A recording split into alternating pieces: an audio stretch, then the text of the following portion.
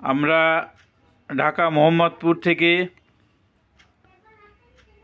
Gabtali bridge পার হয়ে আমিনবাজার পার হয়ে বামে ভাঙ্গা ব্রিজ পার হয়ে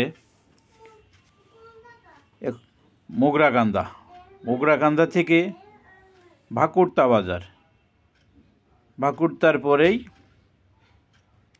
ভাকুরতা বটতলা। আমাদের গন্তব্যস্থল মুসুরিখোলা নীলাচল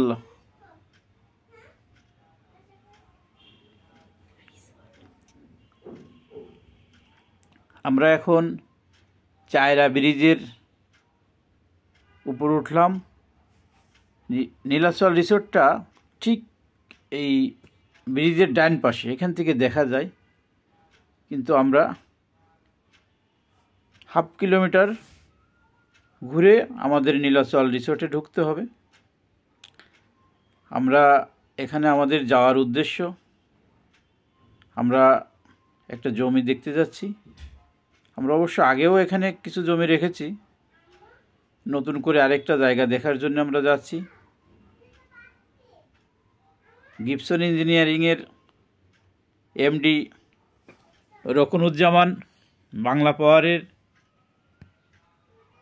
ইঞ্জিনিয়ার তুহিন, এনআর পাওয়ার সলিউশনের ইঞ্জিনিয়ার আলমগীর হোসেন, আমরা তিনজন একসাথে যাচ্ছি। আর জায়গাটা আমাদের খুবই ভালো লাগে। নীলাচল হাউজিংয়ের ভিতরে অনেক গাছপালা, পাশ দিয়ে একটা লেক বয়ে গেছে, চারিদিকে বিভিন্ন প্রজাতির শাকসবজির চাষ হয়, বিভিন্ন ফলের গাছ, ফুলের গাছ। এখানে আমরা ছুটির দিনগুলোতে প্রায়ই আমরা এখানে আসি আমাদের ফ্যামিলি সহ বাচ্চাদের নিয়ে। এখানে বাচ্চাদের খেলার জন্যে ভিতরে অনেক খোলামেলা জায়গা রয়েছে, সুইমিং পুল রয়েছে, বাচ্চাদের খেলাধুলার জন্যে দোলনা সহ বিভিন্ন খেলার উপকরণ রয়েছে।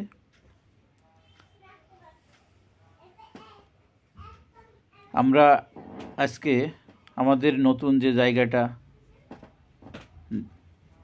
দেখে এসেছি, আজকে এটা মূলত আমরা এর বায়নাপত্র কমপ্লিট করব। এই উদ্দেশ্যেই তিনজন একসাথে আসা।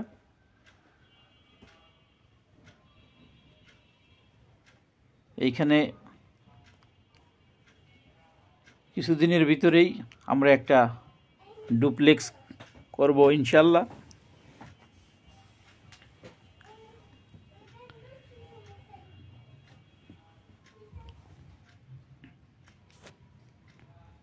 আপনারা ছুটির দিনে বা অবসরে এখানে ঘুরে যেতে পারেন।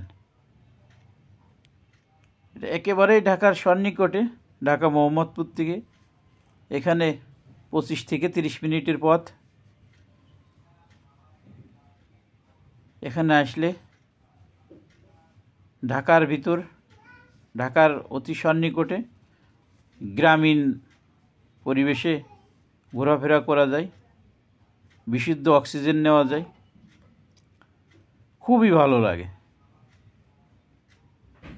আমরা অবসর পাইলেই এখানে ছুটে আসি।